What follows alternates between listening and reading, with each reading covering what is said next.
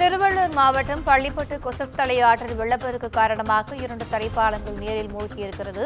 அண்மை தகவலை நாம் பார்த்துக் கொண்டிருக்கிறோம். கூடுதல் விவரங்களை எமது செய்தியாளர் சிவகுமார் வழங்க கேட்கலாம்.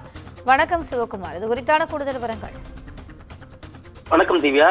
வங்கக்கடலில் உருவான பெஞ்சல் புயலானது கரையை கடந்த நிலையிலும் திருவள்ளூர் மாவட்டத்தில் மழை விட்டு விட்டு பெய்து வருகிறது. இந்த மழையால் நீர்வரத்து அதிகரித்து ஆந்திரா மாநிலம் கிருஷ்ணாபுரம் அம்மாப்பள்ளி அணையானது நிரம்பி இருக்கிறது. இந்த நிலையில் அந்த அணையில் இருந்து பாதுகாப்பு கருதி அணையில் இருந்து வினாடிக்கு 1000 கன அடி தண்ணீர் நேற்று இரவு கொசஸ்தலை ஆற்றில் திறந்து விடப்பட்டிருக்கிறது. பின்னர் இன்று அதிகாலை அணையில் இருந்து நீர் திறப்பு நிறுத்தப்பட்டிருக்கிறது. இந்த சூழ்நிலை தமிழக எல்லையான கொசஸ்தலை ஆற்றில் வெள்ளப்பெருக்கு ஏற்பட்டு இருக்கிறது. அதாவது திருவள்ளூர் மாவட்டம் பள்ளிப்பட்டு அடுத்த கீழ்கால்பட்டை, ஞானம்மாள் பேட்டை ஆகிய 2 கிராமத்தின் தரைப்பாலங்கள் தண்ணீரில் மூழ்கி இருக்கிறது. இதனால் நெடியம் தரைப்பாலமானது உடைந்து சேதம் ஏற்பட்டிருக்கிறது. அந்த கிராம மக்களின் பல்வேறு இன்னலுக்கு ஆளாகி இருக்கிறார்கள்.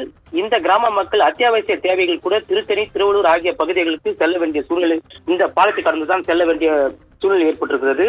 இந்த கொசஸ்தலை ஆற்றின் குறுக்கே கட்டப்பட்டுள்ள பாலத்தின் வழியாக பல்வேறு இடங்களுக்கு செல்லக்கூடிய சூழ்நிலையில் தற்போது இந்த பாலமானது கொசஸ்தலை ஆற்றில் ஏற்பட்ட வெள்ளப்பெருக்கால் எங்கும் செல்ல முடியாத சூழ்நிலை ஏற்பட்டிருக்கிறது. இதனால் அந்த கிராம மக்களின் இயல்பு வாழ்க்கை முற்றிலுமாக பாதிக்கப்பட்டிருக்கிறது. இந்த பகுதி மக்கள் உயர்மட்ட பாலம் கட்டித்தர வேண்டும் என அந்த பகுதி மக்கள் கோரிக்கை விடுத்திருக்கிறார்கள். தற்போது இந்த கொசஸ்தலை ஆற்றின் வெள்ளப்பெருக்கு ஏற்பட்டுள்ள சூழ்நிலையில் ஒரு சிலர் ஆபத்தை உணராமல் ஆற்றை கடந்து செல்கின்றனர். ஆற்றில் அதிக அளவு தண்ணீர் கார்பறித்து செல்வதால் அந்த பகுதியில் போலீசார் யாரும் பாதுகாப்பு பணியில் ஈடுபடுத்தாததால பொதுமக்கள் ஆபத்தை உணராமல் தற்போது அந்த வெள்ளப்பெருக்கு ஏற்பட்டிருக்கக்கூடிய அந்த தண்ணீரில் நடந்து செல்கிறார்கள். எனவே அந்த பகுதியில் பாதுகாப்பு பணியில் போலீசாரை ஈடுபடுத்த வேண்டும் என சமூக ஆர்வலர்கள் கோரிக்கை வைத்திருக்கிறார்கள்.